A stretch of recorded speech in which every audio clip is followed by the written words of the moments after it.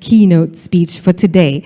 Ladies and gentlemen, our keynote speaker this morning is none other than Mr. Piyush Gupta, Chief Executive Officer of DBS Group, a leading financial services group in Asia, widely recognized for leveraging digital technology to shape the future of banking. Now, Mr. Gupta was named one of the world's top chief executive by Harvard Business Review in 2019. What a great honor indeed. And of course, ladies and gentlemen, it is a treat to hear from him today. Please put your hands together to welcome on stage Mr. Piyush Gupta.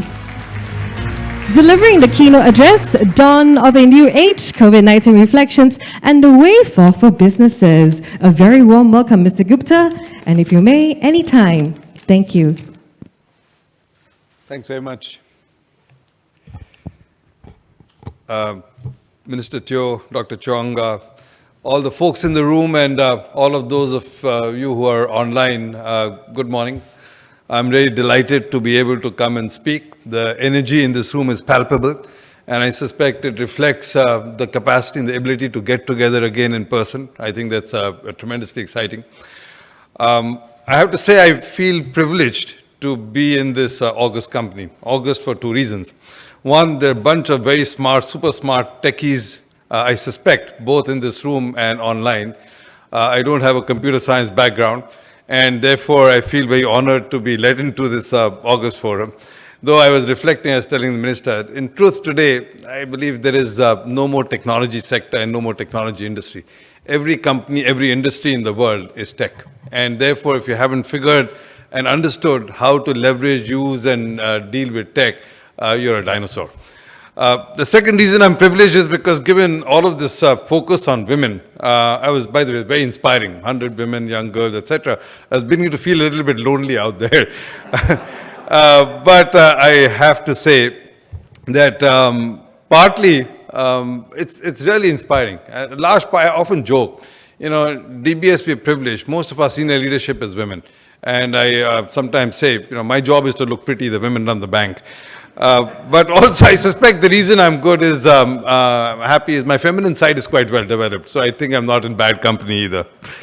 All right, what I'm going to do in the next 10 or 15 minutes is reflect on some of the mega trends which we've seen over the last couple of years.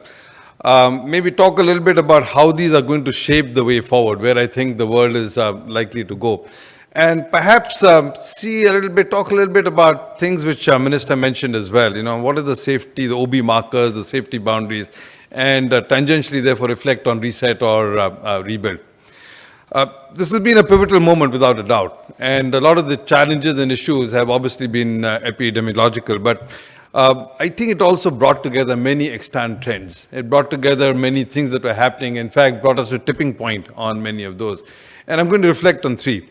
By the way, when I heard, Minister, your speech, I figured as probably redundant I could go home because my three are pretty much the same as your three. The first, hyper-digitalization. I'm going to take it a little bit forward. There's some technology trends which I think have reached tipping point. So I want to talk a little bit about that. The second is the whole sustainability agenda, particularly the E and S of the ESG movement. And finally, this whole idea of stakeholder versus shareholder capitalism, the idea of purpose. You spoke to values in society in your third section, Minister. On the hyper-digitalization theme, it goes without saying that what we've seen in the last 2 years is a dramatic increase in digital consumption. And that's something that you got to take away. Digital consumption was already increasing in the last 20 years, ever since Amazon launched the retail bookstore, etc. But what we've seen in the last 2 years is what McKinsey said, 10 years of digital change, hyper-digitalization happened in 3 months.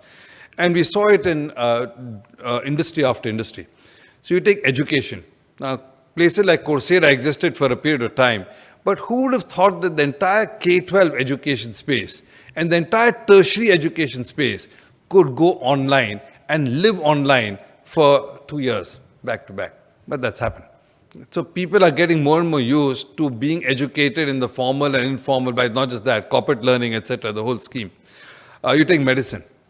For the longest time, people have talked about teleconsultant, telemedicine, etc., never took off, except in the last 2 years. And now telemedicine has become a reality. Gaming, it's obviously been taking off for a long time, but in the last 2 years, the dramatic increase in e-sports, e-gaming and e-entertainment just speaks to the tremendous amount of digital consumption that's beginning to happen. And finally, if you look at my industry in financial services, we've been trying to get more and more people to get digital, mobile, enabled, etc. for years. I can tell you that we saw more acceleration in this trend in 2020 and 2021 than we had in the 5 years previous to that. Particularly interesting was people over 60. Generally speaking, people over 60 were hard to get to move to mobile and internet. Last year, 4x increase. And frankly, we didn't have a choice. We were locked up at home and you couldn't get out. There was, circuit breaker. What do you do? Now we help people to do that. But this whole idea of digital consumption having taken off at pace is important. By the way, it's not just individuals. You look at the SME universe, in our own SME customer base, the number of people who now deal with the bank entirely digitally, from opening an account, getting their loans, giving their trade docs, nobody comes to the bank anymore. That's seen a step function change. And finally, it's at large corporates. As the supply chain started getting hammered last year, the large companies started realizing that supply chain transparency is critical. And it's not just who's selling to you, but the second, third, and fourth order magnitude, who's selling to the seller, who's selling to the seller. And to get the supply chain transparency, large companies doubled down on their efforts to digitize their own supply chains. Again, our volumes in that space last year were just dramatically increased, and they just told us how much the shift in consumption is taking place across the entire spectrum. So to me, this is the first thing we got to recognize, that digital consumption is on us. I was fortunate to be a member of the Emerging Stronger Task Force under the DPM. And when we started thinking about where do we take Singapore forward, how do we define a future for the country, the first thing we decided to anchor ourselves on is this idea of digital consumption. Because this digital consumption gives us an opportunity to really start expanding beyond our geographic boundaries. We've always been an export-oriented country. But now it's quite clear that the world is a marketplace. Because if people can consume digitally, there's no reason for us not to be able to offer our services around the whole spectrum. This idea, therefore, anchored this tagline we came up with, which said virtually unlimited Singapore. Because we do think it's virtual, but virtual makes it unlimited. So I think that's an important trend. It's an important trend for people in general, certainly an important trend for all of us in Singapore. The other related thing to technologies which I think are coming on us though, one is obviously data and AI. It's been on us for the last 15, 20 years. It's been gathering pace. But again, in the last 2 years, I saw an exponential pickup in the use of data and AI. Now, I mean, you guys are all, you folks are all very more accomplished at understanding the challenges and issues with this. But I have to say that without a doubt, this is a complete game changer. It's redefining the way every business is done. And certainly in banking, today we're using AI for everything. Our credit systems, our marketing systems, our human resource systems, our compliance activities, our audit activities, our servicing, everything is increasingly AI powered. We have thousands of AI and machine learning models already in operation.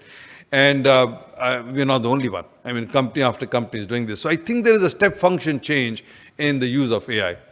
Now, the problem with this was what we just heard. How do you drive ethics in AI? How do you drive trust in AI? How do you make sure models are suitable? At DBS a couple of years ago, we came up with the ethical use of AI committee, and we came up with a framework called PURE. So, AI should be purposeful, unsurprising, respectful, and explainable, PURE. But in reality, when we try to put it into effect, it's very hard. It's not easy. Because the issues that you have to deal with are not issues of STEM. The issues of the social sciences, the issues of morality, the issues of what makes us who we are, the issues of what the society, what makes society society. Let me give you two examples and tell you to define the scale of the problem. You take, first of all, our role as a bank. As banks, I was just reflecting to Minister Teo, we've been taught, my training has always been around a very simple basis that you must be good at credit, which means you must know who to lend money to and who not to lend money to. You lend money to people who are credit worthy and will return the money, because it's not my money. It's the depositor's money or the shareholder's money. Now, what happens when I use an AI model to make the same judgment? Who should we lend money to and who not? Suddenly the alert signals go up. over the computers making decisions on who's creditworthy and who's not. Is it redlining? Is it doing ethnic bias? Is it doing gender bias? Well, guess what? When my credit analyst has been doing this for the last 40 years, they've been using the same judgment. They've been using judgment on ethnicity, data, etc., but it's in their heads. Now we try to codify it into a model, it becomes a problem. Where do you draw the line? I'll give you an even more compelling example. You think about the insurance sector, the insurance industry. The nature of the insurance industry is based on a simple premise that we don't know.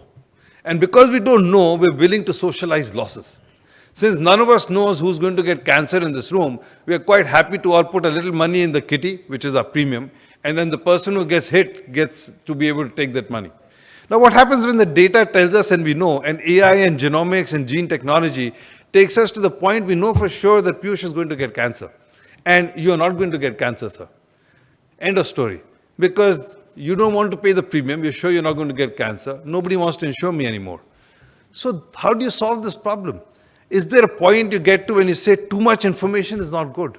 Too much AI is not good? Or rather, how do we as society deal with these questions of morality and ethics which are going to determine what makes us human, what makes us a society?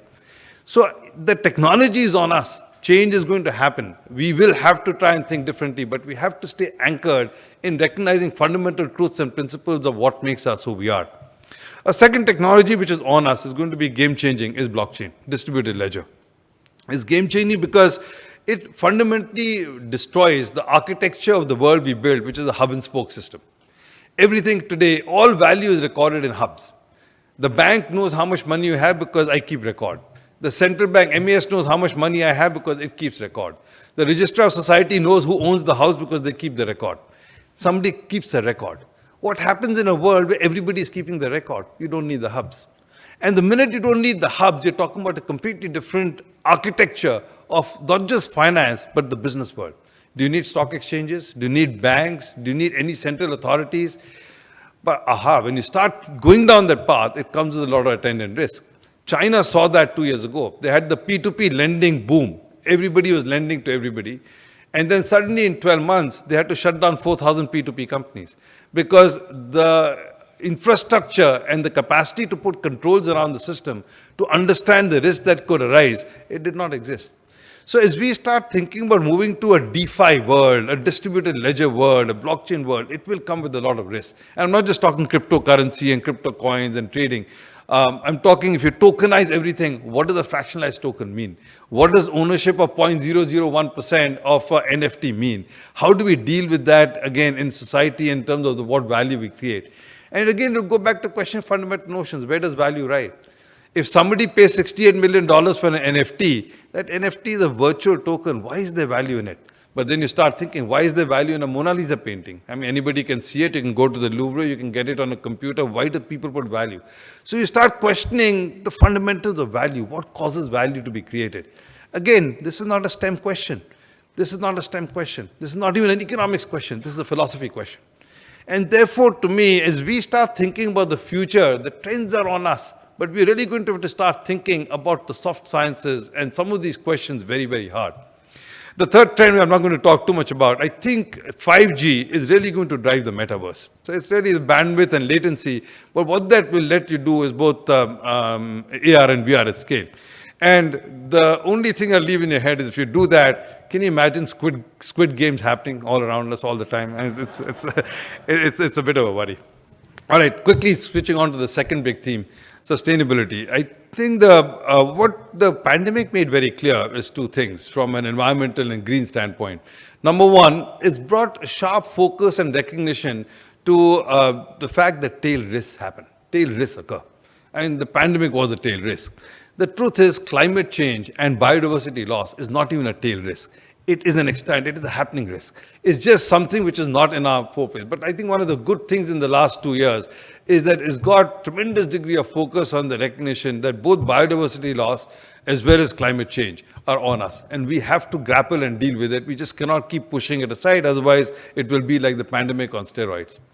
The other better part of the news that happened over the last couple of years, though, is the recognition that when we are really pushed to the wall, when we have a gun to the head, we as mankind find the resources.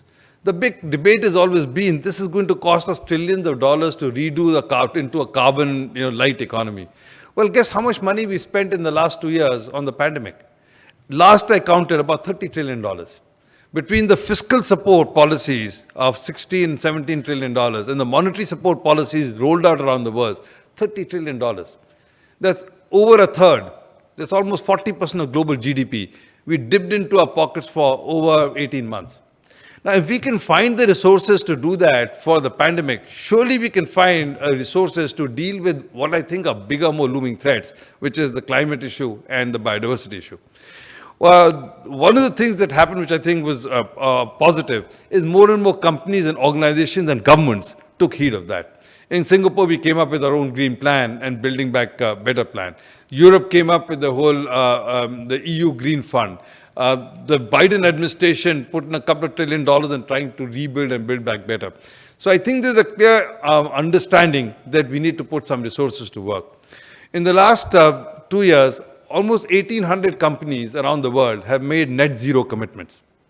And of course, the 2050 commitments, the cynical part of me says everybody will be gone by then, so it's quite easy to make the commitment.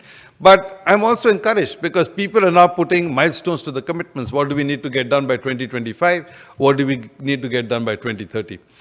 This is going to be, obviously, on the one side, a big change. There'll be a lot of creative destruction. Industries will go. The internal combustion industry is going to come under pressure. The energy industry, as we know, is going to come under pressure.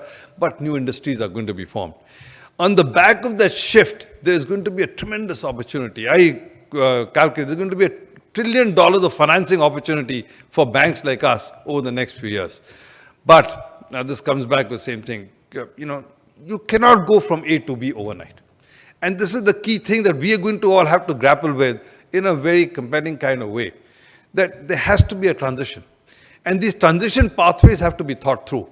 When I work with clients, we say, okay, you're a brown industry, you're a coal, a gas, or energy industry. To expect to shut down overnight, you see what's happening in Europe, you see what's happening in China, you see what's happening in Australia, because the base load for power is suddenly coming under critical pressure. So you can't do that, because people have to live, people have to grow, economies have to grow. But you have to come up with a pathway from brown to light brown, and light brown to light green, and light green to green. So how do you determine those pathways, and how do you actually recalibrate to a better carbon light business model? Cannot be done overnight. There must be a transition pathway, and you need to work on that actively. Similarly, the other part of ESG, the S. One of the great things, other things that happened in the last 2 years is the recognition that we're going to have to do a lot more for the base level of society, the bottom of the pyramid, if you will, or the bottom 20%. And it's also quite clear that if you don't do that, you're going to have civil strife and social revolt. And so you don't have a choice. You have to start addressing it. Again, the fact that in the last 18 months, it was the frontline workers, the bus drivers, the store attendants, etc., who kept the economy going, has become quite clear to people. And therefore, there is a concerted agenda for most governments to try and address this. How do you shift and shape economic development to take care of some of this? When President Xi in China talks about common prosperity, this is what he's talking about. And I think you will find in country after country a renewed emphasis on driving this common prosperity agenda. It has a tremendous opportunity for technology, because some of the problems can be solved by technology today that could not be before. In my own industry, for example, financial inclusion has been a big mantra. It's well known, the research has shown that the more people are in the formal financial system, the better the overall economic outcomes are for these people. But the cost of access has been very high. Today that's changing. And today you can actually use digital technologies to get to the bottom of the pyramid very, very quickly. One thing, let me give you an example. In the summer of last April or May, when the domestic worker problem started happening in Singapore, and we decided that we must put them into quarantine in the workshop, there were two big challenges. Suddenly you put all these people there. They're allowed to go down to the little shop to buy some stuff, but they didn't have cash. And so I got a call from somebody in the government saying, hey, can DBS help to put some pop-up ATMs everywhere, which we did. But the bigger challenge for them was they couldn't go to Lucky Plaza to send the money back home or to wherever they were going. Well, because the technology lets you do it, we rolled out and did a 4x increase in digital accounts over 4 weeks. And we enrolled another 150,000 migrant labor who could then transfer money on their mobile phone everywhere they needed to go without having to go to Lucky Plaza. So technology changes everything. But this transition again to move to a more common prosperity world will have to be calibrated. It has to be calibrated because you cannot shrink the pie. You need to figure how you redistribute the pie. The last thing I wanted to talk about very quickly was this idea of purpose. You know, this shareholder and stakeholder debate has been with us since 1975 when Milton Friedman wrote his famous article on, you know, the fact that the only purpose a company has is to generate a profit for the shareholder. And by the way, Friedman is not a callous man. He's a very thinking man. His point was very simple, that if you want to do good, it's not you who should be doing good. You're an agent. You give the money back to the shareholder, let the shareholder do the good. And an easy way to think about it is if I give you money to invest and you say you'll give me 10% return, at the end of the period you say, I'm only giving you 5, the other 5 I did some good for you. Well, it's, you know, give me my 10%, I'll do my own good, right? So that was Friedman's point.